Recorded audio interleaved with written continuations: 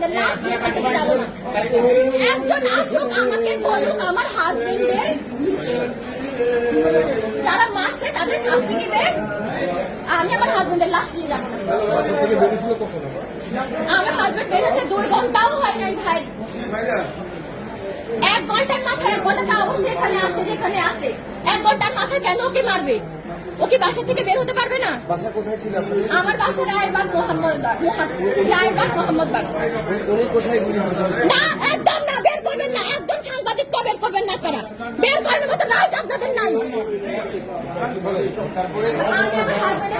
না ভাইয়া একদম না, আসুক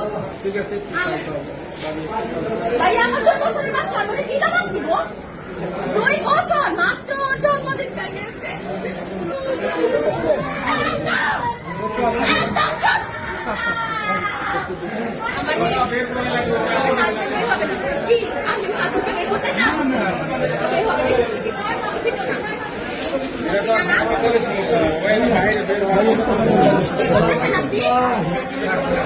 আপনার মেয়ে আছেন আমার বয়সে, আমার 22 বছর বয়স মাত্র।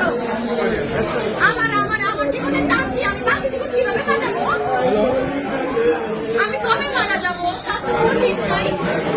আমি এতগুলো বছর কিভাবে কাটাবো?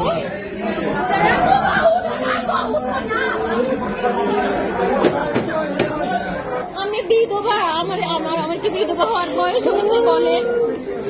আমার মাত্র 22 বছর। কিভাবে আমাদের সাথে তুমি রাত্রে ঘুমাইবা না? বলো না, আমার বোনকে তুমি তোমার ফ্ল্যাটে বসে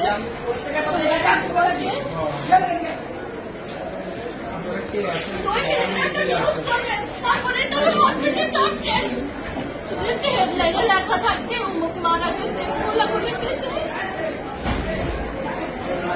একটু উত্তর দেন না প্লিজ। ডাক্তার ভবিষ্যৎটা কি? আমার মেয়ে ডাক্তার বানাবে বলছে, ও ডাক্তার।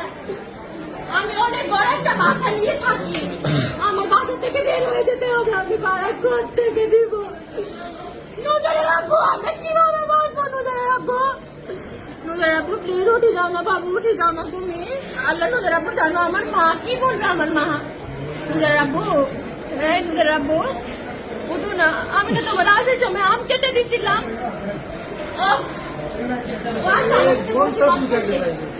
আল্লাহ আমি মানি না, আমার হাজবেন্ড মারা গেছে, আমি মানি না। কোথায় ছাত্ররা কই? ছাত্ররা কই? কোথায় ছাত্ররা? আর প্রধানমন্ত্রী কই? উনি কখন মানবে বিচার? ওদের ইয়ে কখন মানবে? উনি কজন মারা গেলে? তুমি ছাড়া আমাদের কেউ নাই, বিশ্বাস করো। আমরা এই দেশ ছেড়ে চলে যাবো, তুমি উঠো। নিজেরা রাখবো,